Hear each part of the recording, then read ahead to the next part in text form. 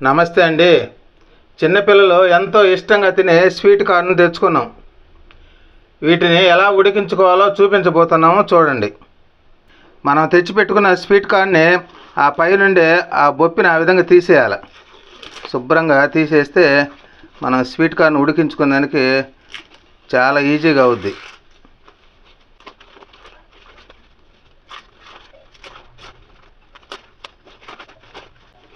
చూడండి, మొత్తం ఆ విధంగా తీసేసుకోవాలి స్వీట్ కార్న్ పైన ఉండేది.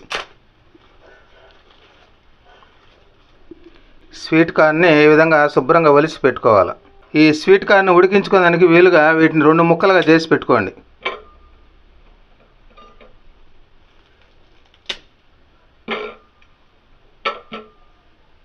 ఇప్పుడు మనం స్వీట్ కార్న్ ఉడికించుకోవాలంటే ఒక బౌల్ తీసుకొని అందులో 1 కప్పు వాటర్ పోసుకోవాలి. ఇందులో 1/2 టీ స్పూన్ ఉప్పు వేసుకోవాలి, ఎక్కువగా వేసుకోకూడదు.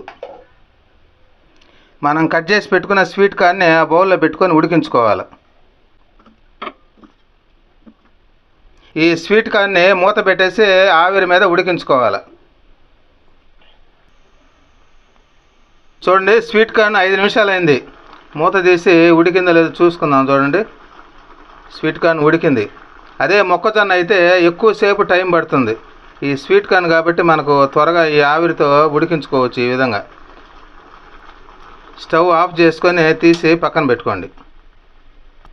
మనం ఉడికించుకున్న స్వీట్ కార్న్ ఒక ప్లేట్లోకి తీసి పెట్టుకోవాలి.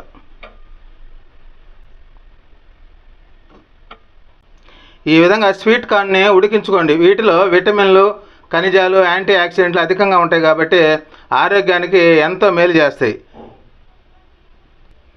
స్వీట్ కార్న్ని ఈ విధంగా ఉడికించుకొని కూడా డైరెక్ట్గా తినొచ్చు. ఆ విధంగా కాకుండా వీటిని ఒలుసుకొని పిల్లలకు స్నాక్స్గా పెట్టగలిగితే మంచి శక్తిని ఇస్తాయి ఇవి. అంతేకాకుండా మనం చిన్నప్పుడు ఈ కారం, ఉప్పు వేసి వీటిని తినేవాళ్ళం. మనం కలిపి పెట్టుకున్న కారంలో నిమ్మదబ్బను ఆ విధంగా అద్ది స్వీట్ కార్న్ పైన ఆ విధంగా పూసుకొని తినగలిగితే అమిత రుచి ఉంటుంది. చిన్నప్పుడు మనం ఈ విధంగా చేసుకునేవాళ్ళం. చాలా టేస్టీగా ఉంటుంది. ప్రతి ఒక్కటి ఇలాంటి చేసి చూపిస్తుంటాం. నచ్చితే సబ్స్క్రైబ్ చేయండి, లైక్ చేయండి. ఈ విధంగా స్వీట్ కార్న్కి సాల్టు, కారము, నిమ్మరసం కలిపి పూసి తినగలిగితే చాలా టేస్టీగా ఉంటుంది. ప్రతి ఒక్కరూ చేసి తిని చూడండి, సూపర్గా ఉంటుంది.